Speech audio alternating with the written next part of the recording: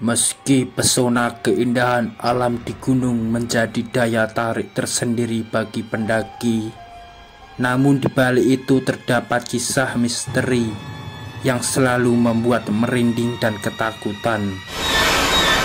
Alkisah seperti dialami para pendaki asal Kedoya, Jakarta Barat ketika mendaki Gunung Prau pada Agustus 2016 silam.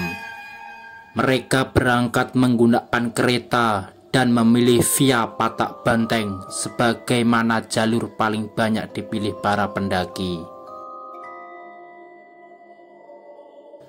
Kesejukan wilayah Wonosobo, Jawa Tengah seakan menyambut kedatangan mereka.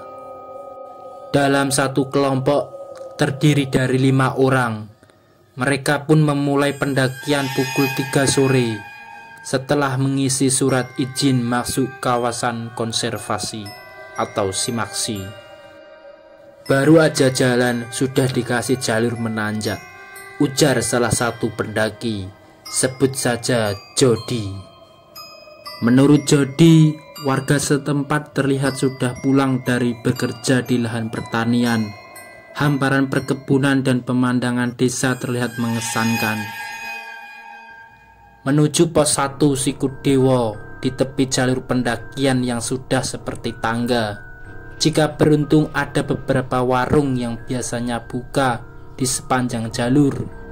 Kala itu kebetulan sudah dipenuhi oleh para pendaki yang telah muncak.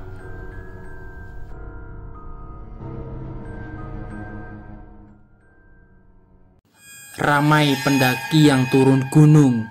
Memang ini sudah masuk akhir pekan, tapi pendaki yang bareng dengan kita lumayan. Ada beberapa, kata Jody. Tidak terasa waktu sudah masuk sore dan matahari mulai tenggelam. Setibanya di pos 2 Canggal Walangan, disuguhi jalur berupa lahan lapangan kecil yang didominasi pohon cemara dan pinus. Di depan terlihat jalur pendakian menanjak sepanjang mata memandang. Jalur menuju pos 3 lebih terjal dan menanjak dibanding sebelumnya, juga didominasi akar-akar pepohonan. Di pos 3 Cacingan jalurnya tidak jauh berbeda dengan sebelumnya. Kita tiba di sini maghrib. Akhirnya kami memutuskan untuk istirahat. Duduk meluruskan kaki hingga bersandar di bahu teman, kata Jody. Ketika duduk sebentar, ada sepasang pria dan wanita berjalan berdua menghampiri mereka. Sang pria memilih beristirahat sejenak, namun si wanita ingin tetap melanjutkan perjalanan. Pria itu sudah sempat duduk bareng kita. Setelah azan juga berkumandang. Kita sengaja istirahat memang waktu maghrib. Salah satu teman memotret ke arah kedua orang ini muncul, tutur Jody. Hasil foto tersebut disimpan dalam ponsel milik mereka bernama Janurdi. Sepanjang perjalanan mereka tidak membahas hasil jepretan foto itu. Mereka pun meyakini sepasang orang yang melewatinya adalah sesama pendaki. Kita akhirnya melanjutkan perjalanan menuju Sunrise Camp. Jalanan mulai berkelok-kelok. Kita bawa senter cuma 4, tapi tidak nyala 1, kata Jody. Jalur ini sangat berbeda di musim kemarau.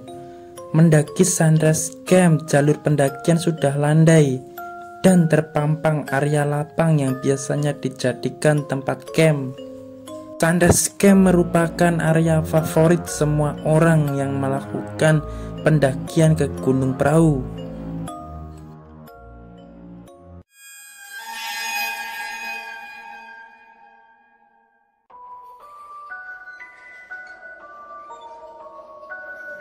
Kami pun mendirikan tenda di sana, kata Jody.